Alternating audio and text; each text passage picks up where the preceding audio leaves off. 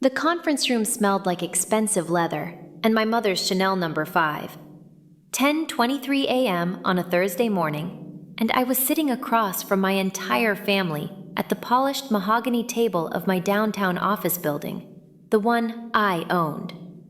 The worst part wasn't the desperation in their eyes. It was that 3 years ago, they'd looked at me with that same intensity and told me I was dead to them. Let me take you back to where this started. Spring 2022. I was 26 years old, working as a junior architect at a mid-sized firm, living in a decent apartment in the city. Not rich, but comfortable, independent. Then I met Rosie at a community garden volunteer day. She was on her knees in the dirt, coaxing tomato seedlings into the ground, dirt smudged on her cheek, laughing at something her planting partner had said. She worked 2 jobs, barista in the morning, veterinary assistant in the afternoon, and still volunteered every weekend because she believed in giving back. I fell completely, utterly in love.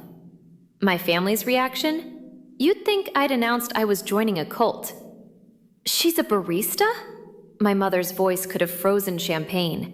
We were at Sunday brunch at the country club, where my family had been members for 40 years. And a vet tech. She's saving up for veterinary school. Saving up. My father set down his fork with deliberate precision. You're 26. You should be thinking about your future, about legacy, about someone from our circle, my sister Peyton finished. She adjusted her tennis bracelet, the one worth more than Rosie made in 6 months. I documented everything after that. 3 family dinners where they refused to speak to Rosie directly. 5 phone calls where my mother cried about throwing your life away. 1 screaming match in the driveway of the family estate, where my father told me I was choosing beneath my station. The final straw came on a Saturday afternoon in September. I'd invited them to meet Rosie's family, her mom, who worked as a school nurse, her dad, who was a postal worker, her younger brother, who was in community college studying engineering. Rosie had spent all morning cooking. Her apartment smelled like garlic and fresh bread. She'd set the table with mismatched dishes that somehow looked cheerful instead of cheap. She was nervous, fidgeting with her grandmother's recipe cards. My phone rang at 2:47 p.m., 17 minutes before they were supposed to arrive. "We're not coming," my mother said. No preamble. What? Your father and I discussed it. If you insist on pursuing this relationship, we can't support it. We won't pretend to accept someone so unsuitable. My hands were shaking. Behind me, Rosie was pulling bread from the oven, humming. She's the best person I've ever met. Then you've met the wrong people. There's a trust fund in your name. $1.2 million. But it comes with conditions. Marry appropriately, or you get nothing. Choose someone from an acceptable family, or you're choosing to be cut off. Completely. The floor tilted. $1.2 million? We've already spoken to the attorneys. You have until your wedding day to make the right choice. Marry her, and you'll never see a penny of family money again. No inheritance, no trust fund, no family business connections, nothing. I looked at Rosie, carefully plating food she'd worked so hard to make perfect. Then I guess I'm choosing nothing, I said, and hung up. The wedding was small, city hall ceremony. Rosie wore a simple white dress from a vintage shop. She looked more beautiful than any bride I'd ever seen. Her parents were there, crying happy tears. My family sent nothing. Not a card, not a word. But the real confrontation came 2 weeks later, at my grandmother's funeral. I'd almost not gone. Rosie squeezed my hand in the parking lot of the funeral home. She was your grandmother. Whatever's happened, you should say goodbye. My family was arranged in the front row, like a portrait of grief. Designer black, perfect posture. When I walked in with Rosie, my mother's face went rigid. After the service, my father approached. His voice was low, controlled. "You have some nerve showing up here." "She was my grandmother." "You gave up the right to claim this family." He glanced at Rosie with barely concealed disgust. "When you married that." Something in me snapped. "Her name is Rosie, and she's more family than you've ever been." My sister stepped forward. "You're embarrassing yourself. Look at you. Off-the-rack suit, cheap shoes. You look like someone who works for what they have." I kept my voice steady. "Yeah, I do." "You could have had everything," my mother whispered. "The business, the properties, the legacy, and you threw it away for love," Rosie said quietly. She'd been silent until then. "He threw away money for love. I'm sorry you can't understand that." My father's face went purple. "Get out, both of you. You're not welcome at any family event ever again." I felt the eyes of every mourner on us as we walked out. My throat was tight, but I didn't cry until we got to the car. The next 3 years were hard. We started with almost nothing. My salary from the architecture firm, Rosie's 2 paychecks, and a whole lot of determination. But here's what my family never understood. Rosie was brilliant. She got into veterinary school on a full scholarship. While she studied, I worked on a side project, a mixed-use development proposal I'd been sketching out for years. Affordable housing combined with small business spaces. I pitched it to 43 investors. 42 said no. The 43rd was a woman named Dr. Beverly Kim, a self-made real estate developer who'd grown up in poverty. She looked at my designs for 20 minutes in her downtown office. The city sprawled below us through floor-to-ceiling windows. "Your family cut you off, didn't they?" she asked suddenly. I froze. "How did you—" "I know your father. Met him at a charity gala. He spent 15 minutes telling anyone who'd listen that his disappointment of a child had married a nobody." She smiled, sharp and satisfied. "That's exactly why I'm investing. People like your father hate to see people like us win. Let's prove we can." She wrote a check for $800,000. The next 2 years moved fast. The development broke ground. Rosie graduated at the top of her class. We lived modestly, pouring everything back into the business. Dr. Kim introduced me to other investors who'd been overlooked by traditional wealth. We formed a collective, 7 of us, all from working-class backgrounds, all brilliant, all hungry. Within 18 months, we'd completed 3 projects. Within 2 years, we'd purchased an entire city block for redevelopment, including, and this is where fate showed its sense of humor, the historic building where my family's company had rented office space for 30 years. I found out on a Tuesday morning when my lawyer called. "The property just hit the market. The owner's retiring, looking for a quick sale.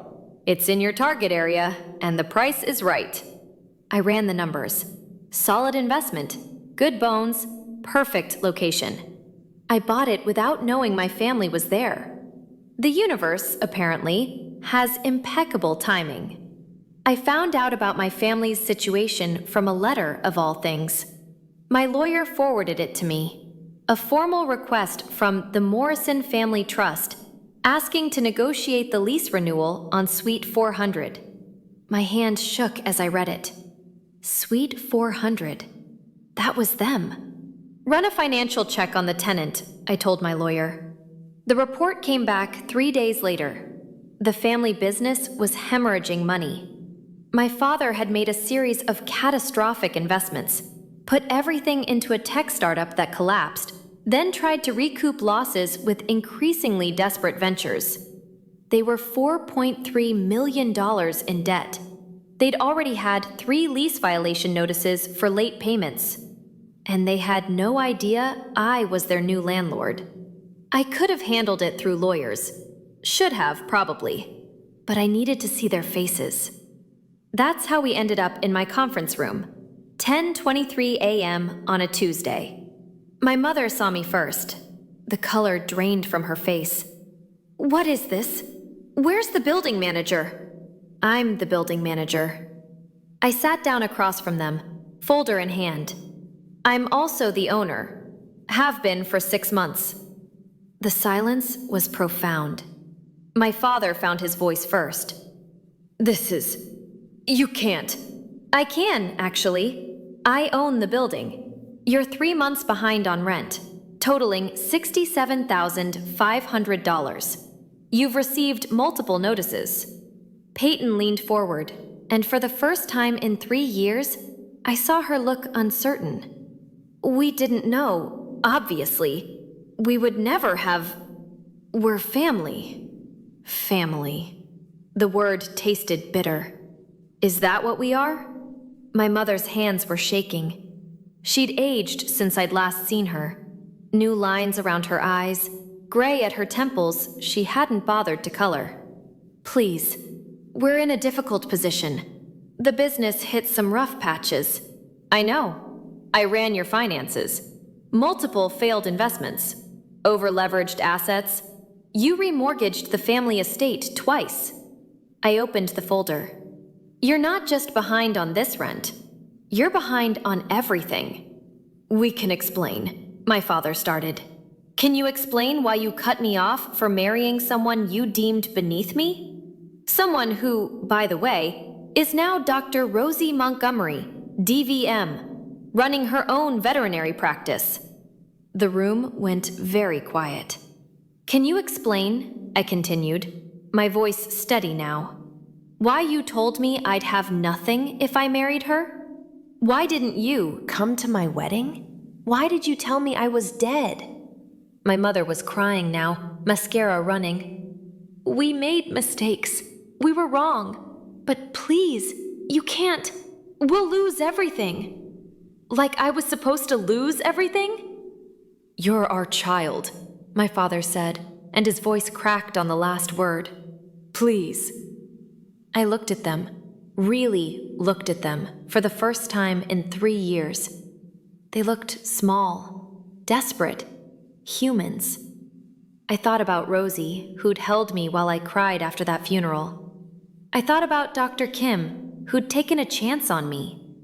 I thought about the collective we'd built, people who'd been told they weren't good enough, weren't wealthy enough, weren't connected enough. I thought about who I wanted to be. Here's what's going to happen, I said finally. I'm going to restructure your lease. Reduced rent for 2 years while you rebuild. In exchange, you're going to use your remaining connections to help 3 businesses in my developments. Businesses owned by people from working class backgrounds, people you would have looked down on. My father opened his mouth. I'm not finished. You're also going to publicly acknowledge what you did. Not some vague apology, a real one. To me, and to Rosie, and to anyone else you've treated as less than because they weren't born with money. And if we refuse? Peyton asked. Then I'll decline to renew your lease, and you can find office space you can afford, which, based on these financials, will be nowhere in this city. My mother was sobbing openly now. Why? Why would you help us after what we did? I stood up, gathering my folder. Because someone once told me that love means choosing to be better than the people who hurt you. And because the woman you called unsuitable, she's the one who suggested I help you instead of evicting you. She said that mercy isn't about whether someone deserves it. It's about who you choose to be. I walked to the door, then paused. You have 72 hours to decide. My assistant will send over the paperwork. 6 months later, I'm standing in Rosie's new veterinary clinic, the one we built in my first development, offering affordable care to underserved neighborhoods. She's in her element, laughing with a client, a puppy squirming in her arms. My family showed up today, not to ask for anything, just to drop off a donation to the clinic's charity fund. My mother hugged me. It was awkward, brief, but real. "Thank you," she whispered, "for being a better person than we were." I'm not sharing this story because it has a perfect ending. My relationship with my family is still complicated, still healing. Some wounds don't close completely. But I'm sharing it because I learned something important. The people who bet on you matter less than money. They're playing a rigged game. And the best revenge isn't becoming like them. It's building something so solid that when their world crumbles, you're standing on bedrock they never even knew existed.